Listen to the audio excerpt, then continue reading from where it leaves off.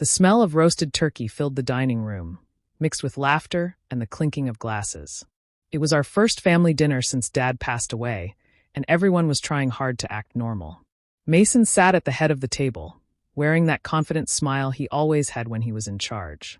Our sister Harper chatted with Aunt Rose about work, and I was cutting into my food, trying not to think about how different everything felt without Dad there. Then Mason tapped his glass with a fork. The sound was sharp and sudden, and the table went quiet. He cleared his throat and said, "From next month, rent's going up to $8,800. Don't like it? Move out." The words didn't make sense at first. I just stared at him, my fork frozen halfway to my mouth. The laughter around the table stopped. Even Harper looked confused. I swallowed hard, waiting for him to laugh or say he was joking. But he didn't. He just leaned back in his chair and started eating again like he hadn't just turned my world upside down.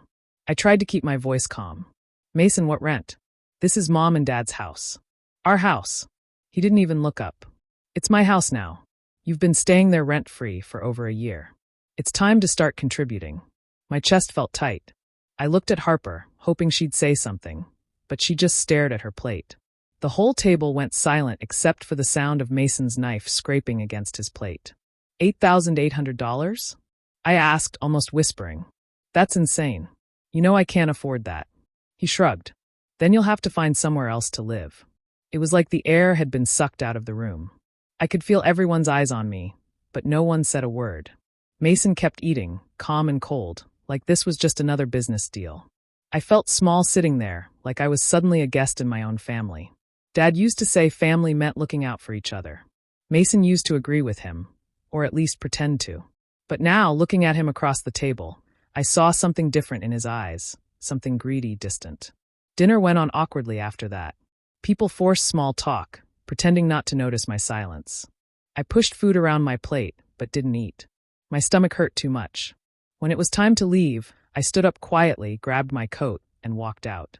The cold air hit my face, but it felt better than sitting there pretending everything was okay. That night, I sat in my car outside the house, the same house I'd called home all my life, and realized it wasn't mine anymore. Not because of money, but because of betrayal. Mason had drawn a line, and for the first time, I saw my brother not as family, but as someone who had already decided to push me out of my own home. After that dinner, I couldn't stop thinking about what Mason said. The number, the tone, the way he looked at me, it all replayed in my head like a broken record. I barely slept that night. I kept asking myself how things had gotten to this point. When our parents passed away, I was too lost in grief to think about paperwork or legal matters. Mason was older and always called himself the responsible one. He said he'd handle everything: the will, the bank, the house. I didn't question it. I trusted him. We'd always been close growing up. He used to help me with homework, take me to school when Dad was busy. I believed he'd do what was right for all of us. After the funeral, Mason told Harper and me that the house would stay in the family. He said he'd make sure it was taken care of, that we could all use it whenever we needed. I didn't even think to ask about titles or legal documents. It was our home, our memories. Why would I need proof against my own brother? But that night at the dinner table made everything clear. The next day, I went to the county records office. My hands were shaking when I asked for a copy of the property deed. The woman behind the counter typed on her computer and printed a few pages. I thanked her and walked outside before I even looked. When I finally did, my chest tightened. The name on the deed was Mason Whitfield. Just his. No mention of Harper. No mention of me. He'd transferred everything to himself a few months after Dad's funeral. I sat on a bench, reading the document over and over, hoping I had misunderstood. But the truth stared back at me in black ink. I drove straight to Harper's apartment. She looked surprised when I showed up, but when I handed her the papers, she didn't seem shocked. She just sighed and looked away. "You knew," I said quietly. She didn't answer right away. She just rubbed her forehead and said, "Mason said it was easier that way. He promised he'd handle things fairly." "Fairly?" I repeated. "He just raised rent on me to $8,800, Harper." She didn't look at me. I could see her guilt, but it didn't matter anymore. She had chosen silence over truth. I left before she could say anything else. Driving home, my hands gripped the wheel so tightly that my knuckles turned white. I realized that I'd been the fool, trusting Mason, believing his promises, thinking family meant something. That night, I sat in the empty living room of the house I no longer owned. The walls were filled with memories, birthdays, laughter, Dad's voice, but now they felt cold and hollow. Mason had taken more than a home. He had taken the last piece of trust one had left in my family. A few weeks after that dinner, an envelope arrived in my mailbox. It had Mason's name printed at the top and a law firm's logo in the corner. My stomach sank before I even opened it. Inside was a legal notice demanding rent, $800 due by the first of the next month. It wasn't a threat anymore. It was official. I sat on the couch, staring at the letter for a long time. I taught at a small community school. My paycheck barely covered groceries and bills. There was no way I could pay what he was asking. It wasn't rent, it was punishment. Mason wanted me gone. I tried to talk to him one last time. I called his office, but he didn't answer. When I finally caught him outside the house one morning, he stood by his car, arms crossed, looking bored. "Mason," I said quietly, holding the letter. "You can't do this. You know I can't afford this." He smiled slightly. "Then maybe it's time you find a place that fits your budget." I stared at him, waiting for some sign of mercy, but there was none. He turned, got into his car, and drove away without another word. For the next few weeks, I tried to make things work. I skipped meals, worked extra hours, even looked for roommates. But nothing helped. Then one night, I came home late after grading papers, and my key didn't fit. I tried again and again, but the lock had been changed. The porch light flickered above me as I stood there, holding my bags, realizing what he had done. I knocked on the door, hoping Harper might be inside. Mason opened it instead. "Oh," he said flatly, "I changed the locks this morning. You'll get your things once you pay what you owe." I wanted to scream, but I couldn't find my voice. I just nodded and walked away. The cold air burned my face as I called Harper from my car. She didn't pick up. The next day, she finally showed up with me to pack what I could. She avoided my eyes the whole time, quietly folding my clothes and placing them into boxes. Every few minutes, she'd mumble something like, "I didn't know he'd take it this far." But she still didn't defend me. When everything was loaded, I stood there on the driveway, looking at the house one last time. It didn't feel like home anymore, just a place full of ghosts and broken promises. Harper closed the trunk and looked at me with a sad expression. "You'll figure it out," she said softly. I nodded, but inside I felt hollow. Driving away, I watched the house disappear in the mirror. That was the moment I understood that family could turn their back on you completely, and that I had no one left to count on but myself. The apartment I found was small, old, and smelled faintly of paint and damp wood. The walls were thin enough that I could hear my neighbor's TV at night, and the heater rattled whenever it turned on. But it was mine. No one could take it away or raise the rent overnight. For the first time in months, I locked the door behind me and felt a strange kind of peace. The first few weeks were hard. I had only a few boxes, clothes, books, and a photo of my parents. I slept on a borrowed mattress on the floor, using a stack of towels as a pillow. My paychecks barely stretched far enough for groceries after rent and utilities. Still, every night I came home and sat by the small window, staring at the city lights, thinking about Mason's face at that dinner. The way he smirked when he said those words, it stayed with me. I didn't want revenge in the loud, angry way people imagined. I didn't want to destroy him. I just wanted to rise high enough that one day, when he looked at me, he'd realize he hadn't broken me. He'd realize I had built something better without him. Teaching had always been a simple job for me, but now it became my anchor. I started taking extra classes and helping with after-school programs to earn more. The principal noticed my effort and asked if I'd be interested in training new teachers. It wasn't a big promotion, but it gave me hope. I learned to live with less. I cooked simple meals, walked to school instead of driving, and sold some old jewelry to cover the first few months of bills. Each small victory, paying rent on time, fixing a broken lamp, saving $10, felt like a step toward freedom. Sometimes, when the nights got too quiet, the loneliness crept in. I missed the house, the garden Dad planted, and the feeling of family. But those memories also reminded me why I had to keep moving forward. Mason had taken the house, but he wasn't going to take my peace. One evening, I found an old notebook while unpacking.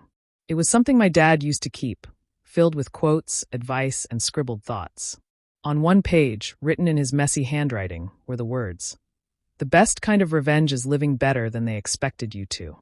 I sat there for a long time, reading that line again and again. It felt like he had left those words for me. I knew then that I wouldn't waste my energy hating Mason. I would build a new life, one that no amount of greed or betrayal could touch. So I set small goals, save enough for a better place, finish my certification course, and rebuild my confidence. It wasn't easy, and it wasn't fast, but every day I could feel myself getting stronger. I had lost my home, but I had found something better: the will to start over and make my own future. A few months after moving into the apartment, I finally felt ready to go through some of my parents' old belongings. Most of the boxes had been in storage since the funeral, stacked in a small unit I could barely afford to keep. One Saturday morning, I drove there with a cup of coffee and decided it was time to face what I had been avoiding. The air inside the unit was dusty and still. I started opening boxes, one by one: old family photos, letters, dad's tools, mom's books. Every item brought a rush of memories I wasn't sure I was ready for. Then, near the bottom of one box, I found a thick folder marked in my father's handwriting: estate documents. My heart started beating faster. I sat on the floor, brushing off the dust, and opened it. Inside were several envelopes, drafts, and copies of legal forms. Some pages were yellowed from age. As I flipped through them, one line caught my eye. It mentioned the house being divided equally among all 3 children. I froze. I read the page again and again, making sure I wasn't misunderstanding. There it was, written clearly in Dad's own words. The property was meant to belong to Mason, Harper, and me, each of us a third. I felt a wave of anger and disbelief crash over me. If these were the original drafts, then what had Mason shown the court when he transferred ownership? I searched through the rest of the folder and found handwritten notes from Dad about wanting fairness between us, and a letter from his lawyer about scheduling a final signing. The dates matched right before his hospital stay. Mason must have taken over after that. My hands started to shake. It all made sense now. Mason hadn't just been cruel, he had planned everything. He must have destroyed or hidden the final will, then submitted a fake or incomplete version to claim full ownership. That's why he was so calm when I questioned him. He thought I'd never find proof. I sat there on the cold floor, surrounded by papers, feeling my stomach twist. It wasn't just betrayal anymore, it was fraud. My own brother had lied, forged, and stolen something our father had worked his whole life for. I took pictures of every page with my phone, careful not to miss a single document. Then I placed everything back neatly, my mind already racing. I didn't know what to do next, but I knew I couldn't let this go. As I locked the storage unit and walked back to my car, I felt a mix of sadness and strength. For the first time, I had proof, real proof, that Mason had crossed a line. The same man who had called himself responsible and family-oriented had betrayed us in the worst possible way. That night, I spread the documents out on my small kitchen table and stared at them until the sun came up. Every signature, every date, every line was a piece of truth that Mason thought would stay buried. But it hadn't. And I knew then, I was going to make him face what he'd done, no matter how long it took. I called Mr. Lowell the day after I left the storage unit. I didn't want to shout about what I'd found or bring family drama into the open. I needed someone who knew estate law and could move carefully. He answered on the second ring and asked me to bring what I had. When I walked into his office, the walls smelled like old books and coffee. He listened without interrupting, then took the papers from my hands like they were fragile. He didn't make grand promises. Instead, he asked precise questions: where I'd found the documents, whether I had copies, and if anyone else knew. I told him only what I had to. He nodded and said we could build a case, but it had to be done by the book. No loud confrontations, no threats. If Mason smelled trouble early, he would hide things or burn bridges of evidence. That warning settled me. Quiet was my best move. Mr. Lowell started with small, routine steps that felt surgical. He ran a full title search on the property to map every transfer and mortgage. He requested copies of the original filings from the county and flagged any inconsistencies. He also made a call to an auditor who could trace bank transfers and payments around the time the deed changed hands. Each call, each request, was filed and logged so nothing could be dismissed later as hearsay. We gathered witnesses discreetly. A neighbor who had been a friend of my father remembered hearing conversations about splitting the house. An old friend of my dad's, a retired attorney, agreed to review my father's notes for authenticity. Mr. Lowell suggested a handwriting expert to compare signatures and a forensic accountant to follow money trails. All of it was paperwork, appointments, and patience, slow work, but precise. I kept my life ordinary while the case grew. I didn't tell Harper much. She already showed how fragile she was. I didn't want her to panic or tip Mason off. At school, I stayed focused on my students, grading papers and leading class as if nothing had changed. At night, I met with Mr. Lowell, signed authorization forms, and watched him file motions and requests. I learned to hold my anger in a pocket like a small stone, always there, heavy but not flung. There were tactical choices to make. Mr. Lowell advised against an immediate lawsuit because a rushed filing could be dismissed on a technicality. Instead, he placed discreet legal holds and sent formal letters requesting documents, which forced Mason's legal team to respond on record. Those letters also gave us a timeline, and every reply or delay became another piece of evidence. I practiced being calm. When family asked me questions, I kept answers short. I deleted social noise from my life so nothing leaked.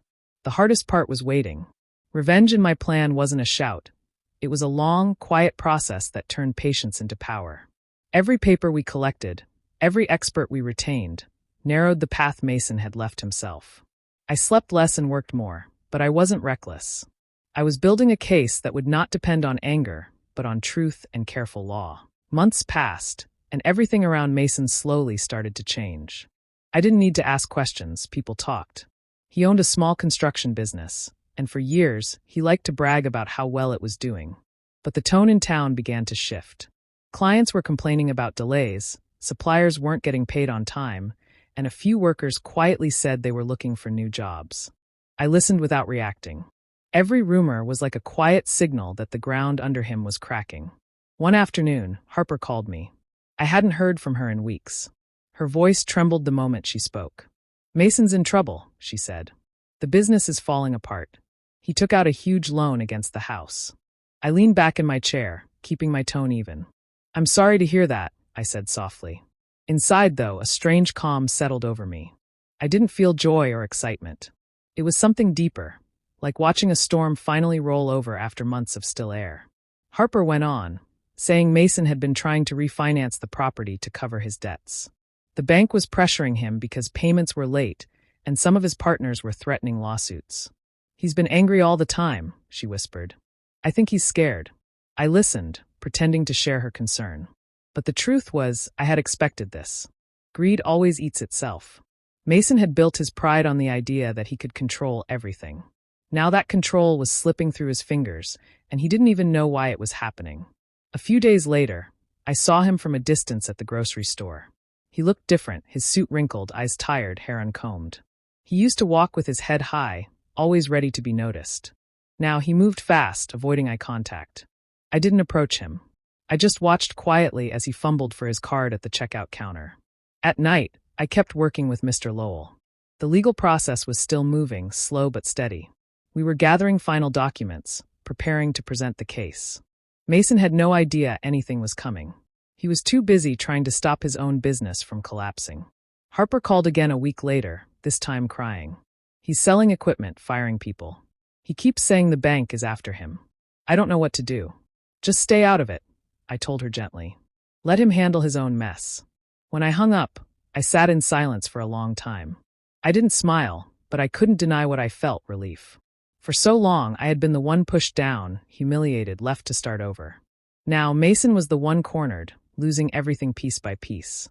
It wasn't over yet, but I could feel the balance shifting. Life has a quiet way of correcting itself, even without shouting. Mason had built his empire on lies, and now, those lies were beginning to crumble. All I had to do was wait for the final piece to fall. The day of the court hearing came quietly. I woke up early, my hands cold even though the morning was warm. I dressed simply, choosing calm over show. When I arrived, Mr. Lowell was already waiting near the courtroom doors with a stack of files in his hand. He gave me a small nod, the kind that said, "It's time." Inside, the air was heavy. Mason was sitting at the front with his lawyer, leaning back like someone who thought he still had control. When he saw me walk in beside Mr. Lowell, the color drained from his face. He hadn't expected me. He definitely hadn't expected that I'd bring a lawyer, especially one who knew our father personally. The session began, and Mr. Lowell started presenting the documents we had collected. Each page landed on the judge's desk with quiet precision. The original drafts of our father's will, the old letters, the verified signatures. Every piece fit together perfectly. I watched Mason's confidence slip little by little. His lawyer tried to argue that the documents were outdated or invalid, but Mr. Lowell countered every point with calm facts and dated evidence. When the forged deed came up, the courtroom grew tense.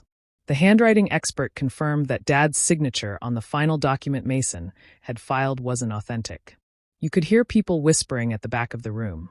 Mason's lawyer shifted uncomfortably, asking for a recess that the judge denied. Mason's face turned red. He tried to interrupt, but the judge silenced him with a single sharp word. Then it was Harper's turn to testify. She walked to the stand, her hands trembling. For a long time, she couldn't speak. The judge asked her to take a breath, and finally, her voice cracked as she said, "I knew what he did. I didn't want to be part of it, but I was scared." Mason turned toward her, his eyes wide. "Harper, don't do this," he muttered. But it was too late. The truth was already out. She admitted that Mason had told her not to say anything, promising it was just a temporary arrangement. She said he told her I didn't need the house because I wasn't responsible enough. Her voice broke as she said it, and tears streamed down her face. The judge wrote notes calmly while Mason's lawyer buried his face in his hands. When the last document was shown, the email correspondence between Dad and Mr. Lowell confirming his intent to split the estate equally. The room went completely silent. Mason sat frozen, his earlier arrogance gone. His lawyer whispered something to him, but he just stared straight ahead, blank and pale. I didn't feel triumphant. I just felt tired but deeply steady. For months, I had carried the weight of being the powerless one. Now the truth stood on its own, stronger than any lie Mason had built. When the judge finally announced that the evidence would move to final review for restitution, Mason didn't look at me. He just kept staring at the table. I walked out quietly, breathing for the first time in what felt like years, knowing that the truth had finally been spoken where it mattered most. When the final court date arrived, I sat quietly as the judge entered and began reading the decision. My heart pounded, but I kept my face still. The room felt heavy, like everyone was holding their breath. Mason sat a few seats away, his suit rumpled, his jaw tight. For once, he didn't look like the man who always had the upper hand. The judge's voice was steady as she went through each point of the case. She confirmed that the deed Mason had filed was falsified, that the signature was forged, and that he had knowingly misled both his siblings and the estate office. Every word landed like a hammer. I didn't move. I just listened. Then she said the words I had waited so long to hear. The court orders the property to be divided equally among the 3 heirs, as originally intended. For a second, I couldn't breathe. It was done. Months of quiet work, doubt, and sleepless nights had finally led to this. Mason's lawyer lowered his head. Mason leaned back in his chair, staring at the floor, no fight left in him. The judge continued, stating that Mason would be fined for fraud and perjury, and that his financial assets would be frozen until repayment was completed. The legal language blurred together, but I understood enough. He had lost. When the judge dismissed the court, people began to move, but I stayed seated for a moment, letting it sink in. I felt lighter than I had in years, like the weight that had been pressing on my chest had finally lifted. Mason walked over slowly, his steps uncertain. He looked smaller somehow, his voice low when he finally spoke. "I just wanted security," he said. "You don't understand how hard it's been for me since Dad died." I looked at him, not angry anymore, just empty. "Security doesn't come from stealing from your own family," I said quietly. He opened his mouth to say something else, but I turned away before he could. There was nothing left to explain. As I walked out of the courthouse, the air outside felt cool and clean. For the first time in a long while, I could breathe without fear or bitterness. Mr. Lowell joined me on the steps, smiling gently. "Your father would have been proud," he said. I nodded but didn't answer. I just watched the sunlight spill across the concrete, thinking about how much had changed. Justice hadn't erased the pain, but it had given me closure. Mason had spent months trying to make me feel small, powerless, and dependent. Now the power had shifted completely. I walked down the courthouse steps with calm, steady steps. There was no need to look back. The fight was over, and the truth had spoken louder than any revenge ever could. For the first time since losing my parents, I felt free, truly free. A year after the court case, I finally moved back into the family home. The place had been renovated, fresh paint on the walls, polished floors, and the garden Dad used to tend was blooming again. Walking through the front door, I felt a strange mix of relief and quiet pride. This was the home that had been stolen from me, and now it was mine again, legally and completely. The first few weeks were peaceful. I took my time arranging furniture, unpacking boxes, and hanging pictures. Every corner of the house felt familiar, yet different, like it had been waiting for me to return. I could hear the soft hum of the city outside, but inside it was calm. For the first time in years, I didn't feel anxious or afraid. I had my space back, my peace back, and most importantly, my dignity. Harper came by every now and then. She apologized softly for her silence and hesitation during everything with Mason. We didn't talk about the past much, but we started rebuilding our bond slowly, sharing meals, talking about old memories, and sometimes just sitting in the living room together. It felt good to have a part of family back, though I was careful not to rely too much. I had learned that trust could not be forced, it had to be earned. Mason, on the other hand, had lost nearly everything. The business he had built on lies collapsed. His accounts were frozen, and his assets were sold to pay fines. People in town talked quietly about how he had fallen so far. I never reached out, never gloated, and never mentioned it. There was no satisfaction in shouting, "I told you so." The best revenge had already been delivered quietly, through the law, through patience, and through my own strength. I spent mornings in the garden, afternoons organizing the house, and evenings reading in my parents' old study. I made coffee every morning and drank it by the window, watching the sun rise over the street. It was a simple life, but it was mine. Every sip of that coffee felt like a small victory, a reminder that I had survived betrayal, humiliation, and struggle, and had come out stronger. I sometimes thought about Mason, imagining him struggling to rebuild his own life, and I felt no anger. Only a quiet sense that life had corrected itself. He had made choices, and now he faced the consequences. Meanwhile, I had rebuilt, not just the house, but myself. Sitting in that home, I realized that revenge doesn't have to be loud or mean. It can be still, patient, and quiet. It can be living well while others fail through their own greed and mistakes. I didn't need to celebrate his fall. I only needed to enjoy the life I had worked so hard to reclaim. The house, the peace, and the freedom that Mason and his lies had tried to take from me. For the first time in years, I felt completely at home. The family I had lost to betrayal had returned, not fully, but enough. And that, I thought, was more than any victory could ever be.